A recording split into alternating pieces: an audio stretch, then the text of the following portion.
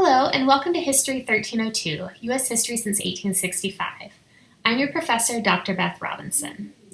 I have been at the Island University since I moved here from Wisconsin after earning my PhD in 2013, and I love teaching this course.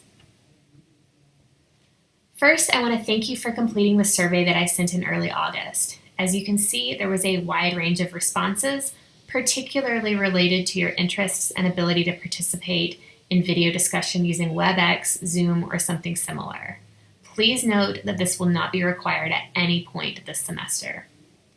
Many of you raised concerns over structure, communication, and the pace of online courses. My goal for you is to complete this course as painlessly as possible while also gaining important historical knowledge and critical thinking and reading skills. This is not the typical way that I would teach this course, and the redesigns are entirely to support you. I know that everyone does not have the same access to resources, your time is being spent differently, and your environment is possibly vastly different than the ideal learning environment. I will be upfront with you that I am also teaching this class while parenting full-time 2 small children. This is not my ideal teaching environment either, but we will make it work. You now have access to the syllabus and the class Blackboard page. In general, the format of this class is pretty straightforward. Each week has a folder with a reading guide, chapters from a textbook, which you don't need to purchase, primary sources, videos, and assignment drop boxes and links. You will read many primary sources and view documentaries that amplify different voices of Americans and others. Please note that reading primary sources can be challenging and time-consuming, but it's also very rewarding. You will complete 3 kinds of assignments each week: quizzes that cover assigned textbook chapters, reading responses over the primary documents and films, and participation in class discussion.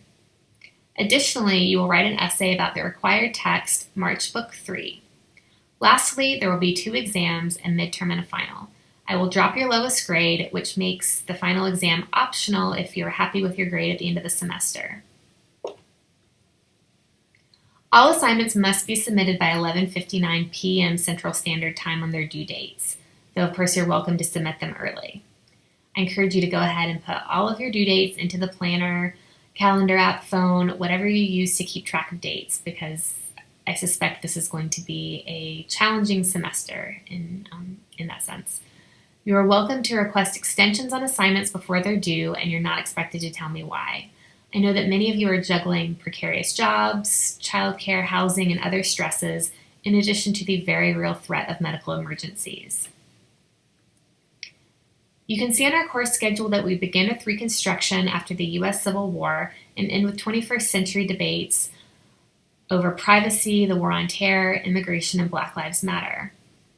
More broadly, this class is going to focus on shifting and often conflicting ideas about freedom, citizenship, power, the role of the government, and the role of the United States within the world.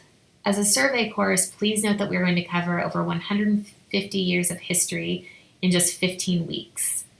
This means we cannot study every single thing that happened between 1865 and the present.